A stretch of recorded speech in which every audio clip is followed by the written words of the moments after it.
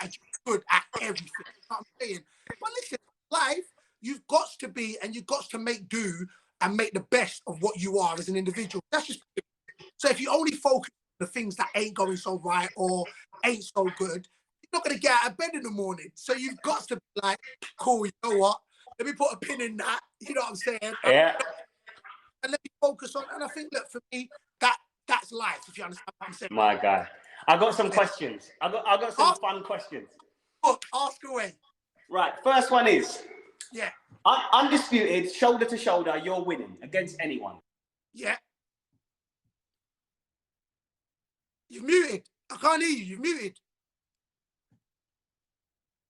Did it cut off there? Yeah, cut off. I heard undisputed, shoulder to shoulder. Undisputed, strongest, shoulder to shoulder. You're bouncing anyone off. Anyone in the pro game, they're going on holiday. But what I want to know is, out of all the players you've played against, who has been the strongest? Oh, okay. So there's a couple that I've played against over the years. So Wes Morgan, Leicester captain, strong boy. Strong. Tussles. Loved it. You know what I'm saying? Old player. I don't know, not many people would know Guy Branston. Head like juggernaut. Massive head.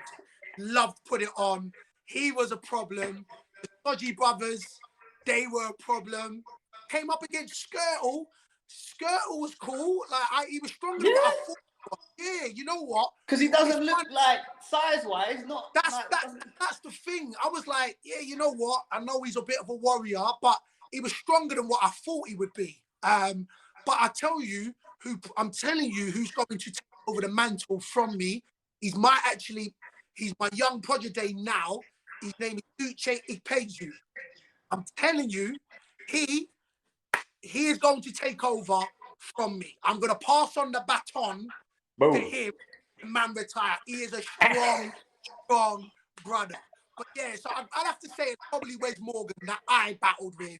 That I was like, yeah, you know what? I enjoyed this. I enjoyed it.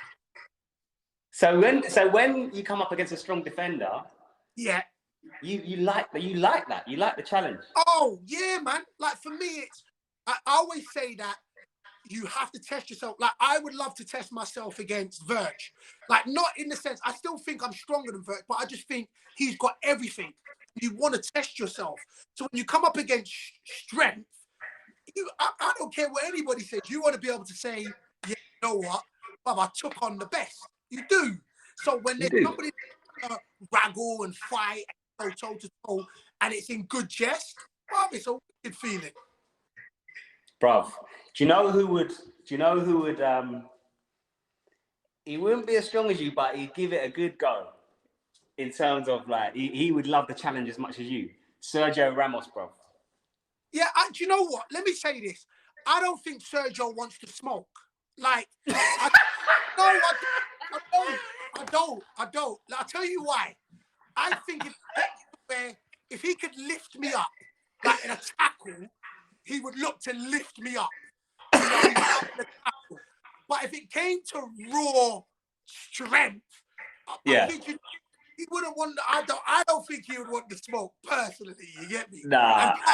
But he hurt my boy Salah. Like I'm holding a little bit of grudge to him. You get me? So it's them ones. Yeah. To be fair, probably most defenders wouldn't want to smoke, but you would be a feather on the cap. If any, you know how when Ronaldo was in the Prem, or not even just in the Prem, when defenders played against Ronaldo, if they managed to keep him reasonably quiet, that's a feather in the cap. For the rest of their career, they can say, I played against Ronaldo, kept him kind of in my pocket. Defenders must look for that against you, because if they can manage to sort of subdue you a bit, then they can say, yeah, I played against the world's strongest footballer and he didn't do much. Yeah, do you know what? Look, I ain't gonna lie. The last couple months, more often, defenders will be saying they wrap me up a little bit. Like I'll put it up there. I'll be like, they wrap. But you know what? I say this, innit? One, I do think it's a compliment. Two, I think that when you know you're going up against somebody who's strong, it's just like me. When I know there's an aggressive centre half, I know I've got to get my game head on. Do you know what I'm saying? So when centre halves are planning to play against me, they're like, listen, we got to be on it. So it gives them that impetus to kick in. Do you know what I'm saying? So, but for me, the battle's the battle. So it don't matter if I'm playing against a 24-year-old or a 38-year-old. The hunger and the battle is still the battle, sort of thing. Yeah, so, boy. yeah, man, look, I've still got that. I've always still got that desire to compete.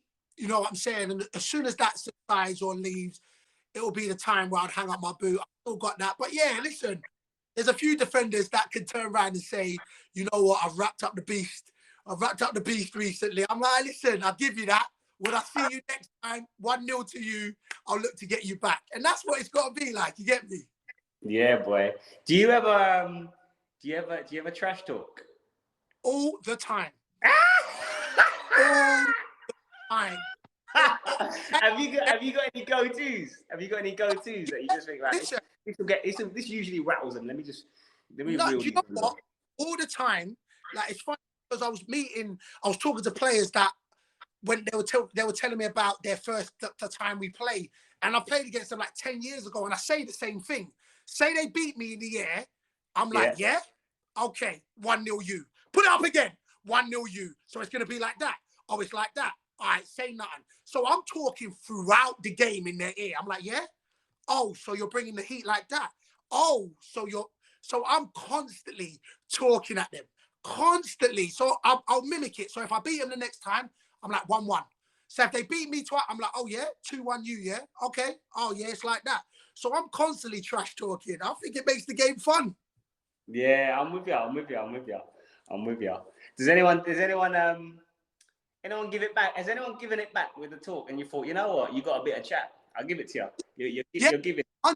My first education was against this defender named Guy Branston. Right. And he went to me, we was on a goal kick, and they were just about to kick it, and he's marking me, and he went to me, Raw, listen, you're not even that good. You're going to go work in McDonald's after this game. And I turn around to him saying, what? And he steps in front and headers the ball.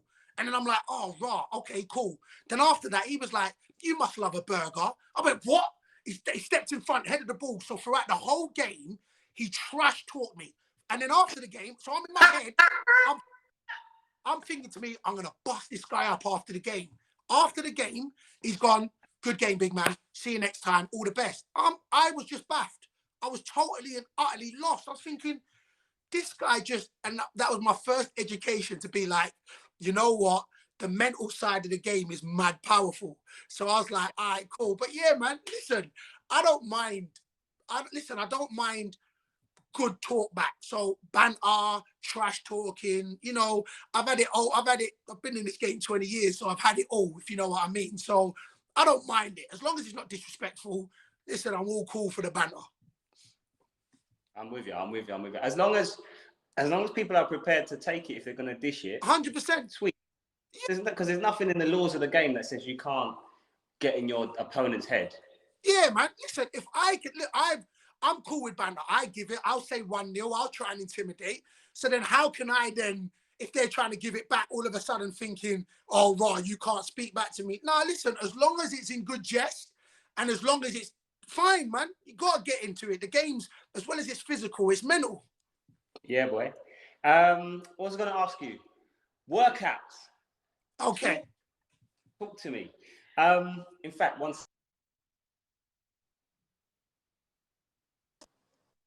Can you still hear me? I can hear you now, yeah. Good. Right. Workouts. Obviously, you're a beast. Undisputed. Right, yeah. No one can question that.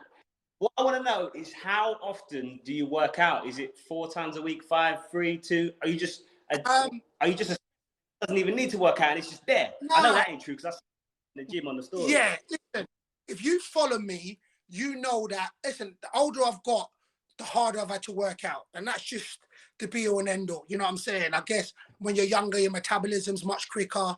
So you don't have to work out as much. As you get older, listen, like I said, we played yesterday and I had to go on the walk back today. There's no 2 ways about it. So listen, I work out 5 times a week. And of course, my training's changed.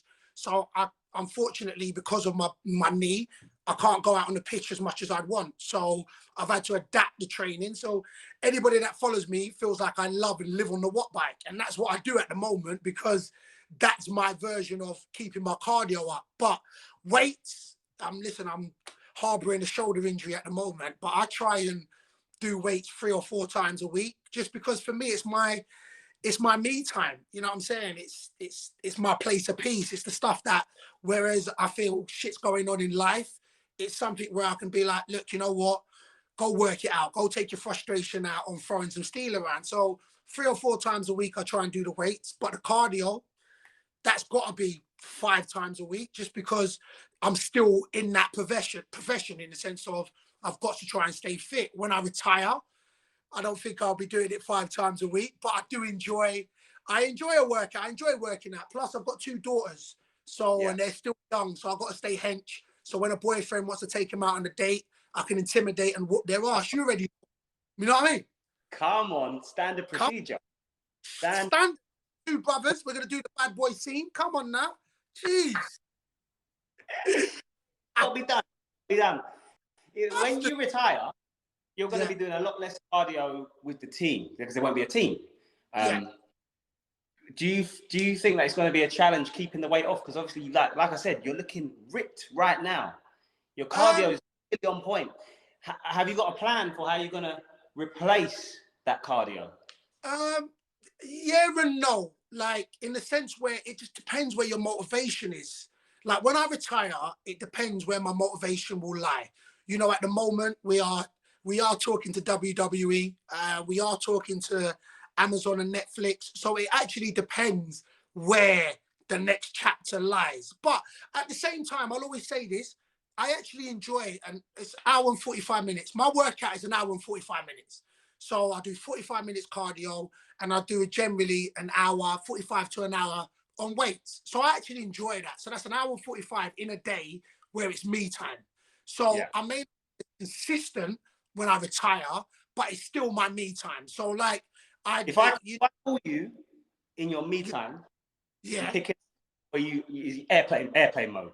Oh, airplane mode. I kid you not. Airplane. You call me, but like, even anybody that knows I'm scared of my parents still. And when they call me, Bayo, hey dad, me time. And then I got to take the repercussions afterwards. Yeah, boy. Do you work out in the mornings, evenings, middle of the day? What works for you? Do you know what? I work out in the mornings because I like to get it out of the way, but I'm at my most optimal in the evening night. So, but of course, like when we got games and that, I can't work out at night sort of thing. So, but especially like when we was on lockdown, I used to like working out the last thing before bed. Like I would like, especially when it was 24-hour gym, you'll see me in the gym at 12:30, 1 o'clock, just because there's nobody in the gym, the day closed, and it allows me to complete and finish my day right. So, but when I'm playing, I'm used to training in the morning. So I get the cardio out already. Well, it's 3 o'clock now, but I've done my session already. So I did it at 10 o'clock in the morning. So I get it out of the way and boom, kick on for the rest of my day. Love it. Protein shakes or what's the diet? What's the diet regime like? I've tweaked that now. So the last 3-4 months, I weren't really a protein shake person, but I do intermittent fasting now. So my first meal at between 1:30 and 2 o'clock, and my first meal will always be fruit. My intake of water, so I can drink, but the food will be between 1:30 and 2 o'clock. So I intermittent fast. I have my cheat dates. Sunday's a cheat day, or day after a game if I play like it's a cheat day. My cheat meal is between bourbon biscuits and custard cream. They are my go-to. I'm just they are proper my go-to. Do you yam off the whole pack on Sundays? Nah. Look, no, tell a lie. Yeah, brother. I'm not gonna lie. I was trying to thinking, do I? I was like, yeah, man. Because in the custard creams, in the single. No. Who buys Tesco's double pack, big man, double pack. So you got a double pack. Yeah. So Sunday, to me, Sunday morning. Sunday I'll morning, try. the pack's unopened. By Yeah. Sunday night, In a double how pack. many left? In a double, 4, 5 maybe. But Oh, isn't it true that having cheat days can actually help with your overall training, growth, development, rest, recovery? Is that a myth, or is there any truth in that, in terms of just like you giving know your what? body a little breather I from? only say I say it for me. I say it in the sense where I'm like, giving myself a cheat day is two things. It's one, something for me to look forward to say, look, you know what? You've worked hard, go treat yourself. That's Yeah. just one in my mind. Like, and for me, it's like this. But if you're working out and you're burning 1,500 calories a day, it's not much that's gonna change that if you have a chocolate and that. Do you know what I'm saying? So I just think it's nice to reward yourself if you've been disciplined. So myself, my cheat days are a Sunday. That's where it is. Or if I play 90 on a Tuesday, my cheat day can be on a Wednesday as well. So, but you've earned it. And all that does is like, okay, reward yourself for being disciplined, and then you go again. So that's how, for myself, I just think it's a mental battle between you and your body. So I What think, happens if it's the game schedule gets a bit busy, and yeah, you got midweeks and weekend games? yeah, It's encroaching on a cheat day. What's your yeah. approach? But I cheat. Like, Yeah, you still have it because you're doing extra running, I suppose. yeah, so that's where it is. It all listen. It all mirrors up to your outtake in it. So if I feel like, you know what, man, I've put it in. The more you put it in, the more you can take out. That's how I look at it. Do you know what I'm Yeah, saying?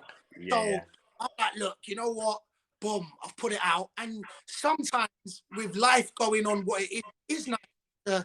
You get a different sense of endorphins when you have a chocolate, or you know what I'm saying. So sometimes you just like, oh, I've been disciplined, I've been conscious, I've been, nah, man, you know what?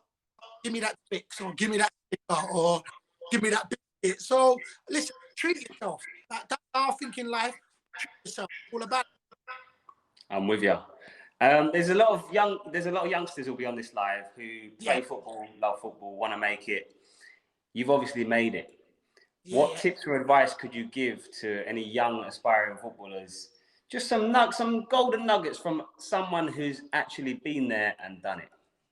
Do you know what? I'd always say, and I think that, I guess I try to live by a life ethos rather than a football ethos, because no matter what, football's temporary. Like, there's no ways you'll have a career. By the grace of God, it's as long as you can be 25. Luckily, I've had 20 years, but I by life, I guess mentality and ethos I take to football, and that is, look, believe in yourself. Like, and what you've got to understand, you can't please everybody. And what I learned as I've gotten older, and I touched on this before, I think when you're younger, you worry about other perception. So the first thing you go into is, wow, how do I impress that person? Just how do I impress that person? Like, and impress that person, I believe, takes away from, you know what, focusing on you. So you move from how do I impress and try. If you do your best, and God forbid, you can look at yourself in the mirror and be like, look, I tried my best, fell short. How do now I go and prove myself? And that improve myself. And I feel like that's what you've got to be. You've got to believe in yourself, because in your journey, you are the one dominator. And football's about opinion. I had 9, 10, 20 managers tell me I wouldn't make it. And if I believed them, 20 years later, 200 goals later, I wouldn't be playing the game. So life's about opinions. The opinion that only matters is having yourself. So that's what I'll tell you, young buck. The only opinion that matters is the opinion you have about yourself. I couldn't agree more with that. It goes across the board as well, not just for football. Yeah. Like you said, life's full of opinions. You get people in positions of power who make good decisions and bad decisions. They're all just as human as the next person at the end of the day. And if there's one thing about humans are prone to error.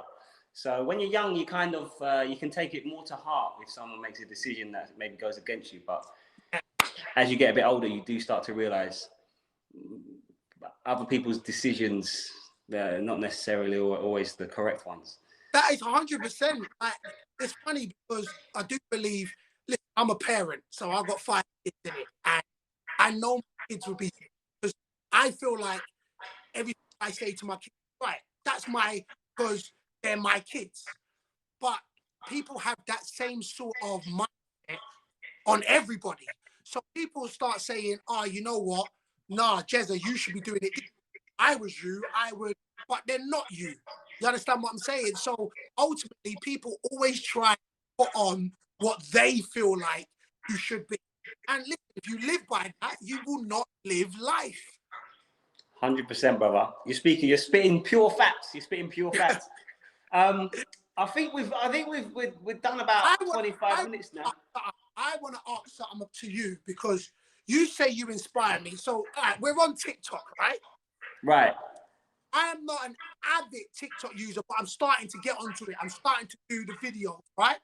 So I've watched you. I don't follow many people, but you was the first person I followed. First person. My guy.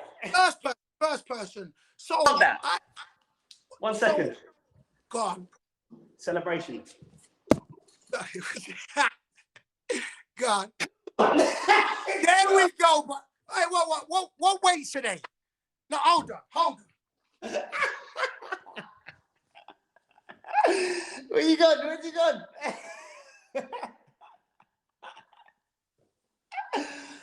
Hey. No. Oh, no. Look at me. Come on. What weight today, player? I can't do my other hand. He's doing my tens. Yeah. Come on, brother. All right, listen. Bob, where did you get, like, first you're going to have to school me how to edit myself. So where do you get your inspirations? Like, where? And have you always been this creative individual? Anywhere and everywhere is the answer. At any point in any day, like my brain's just, it's different. It's different to normal. So I can get inspiration or ideas from literally anything. Sometimes when I'm half asleep, an idea pops into my head. I get inspired by other creators. I get inspired by other videos. I just see the world around me as inspiration. My eyes, I'm always tuned into it. I actually never tune out of creative mode, which is good because it means that every day I'm getting new ideas and I just put them in my iPhone notes. So the list is getting longer, then I get time to actually tick them off. So I've got like this long list of ideas. And if there ever is a day where I might have a little bit less creative ideas, I just go to my list and it's just hundreds in there. So what is what is it about TikTok that allows you to, because that's where I see you, you're most creative. So on TikTok, I see you. So what is it about TikTok that just brings out the juices, that brings out the sauce? Do you know what? I enjoy the challenge of different platforms. So TikTok, I think TikTok is the platform where I'll spend the most time going through the feed and seeing creative videos that I find funny or entertaining. I just think there's so many creative people on TikTok, so many amazing creative videos. I enjoy it. I enjoy scrolling and just enjoying other people's content. Yeah.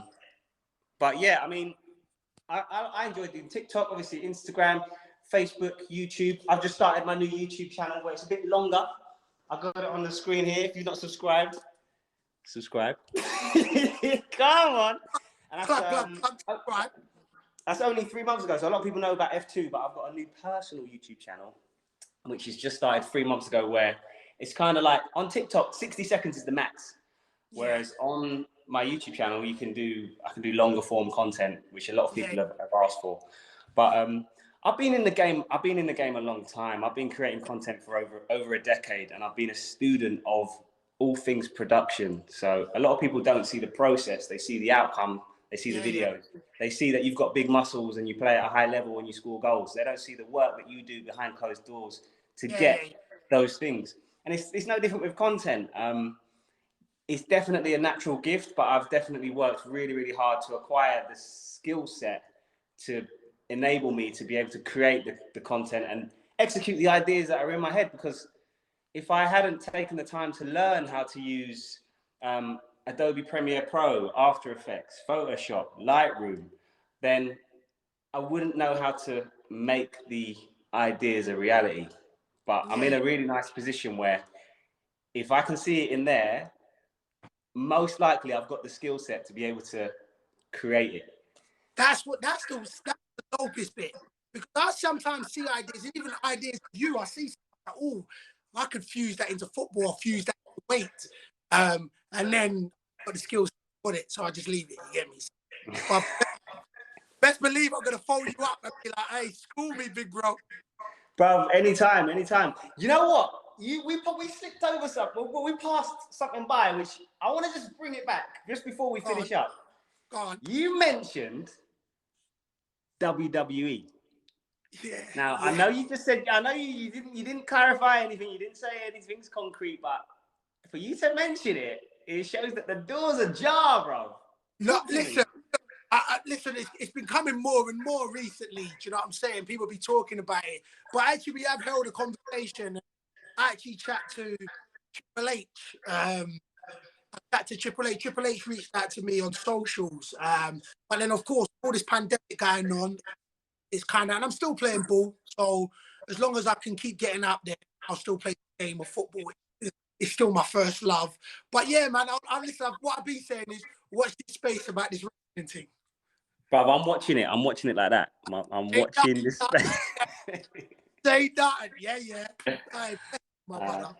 well, my brother, listen, it's like we said, we've known each other years. It's always good talking to you. I wish you more success, more life, more blessings to your family, in your career. The way you're going, it's like you're doing this Latam, bro. You can retire whenever you want, but Yeah. you just defying what most Yeah. people would see as. The end, though. We're coming to the end soon, bro. The body's took. The body's took. The body. But no, Listen, listen, bro. I'm blessed, and you already know, bruv. Off air, on air, you're my guy. You know what I'm saying? You inspire me. Listen, you keep inspiring the next generation, my brother. Do you know what I'm saying? So, link up pending. You already know, broski. Thank you, my brother. We'll All talk right, bless. soon.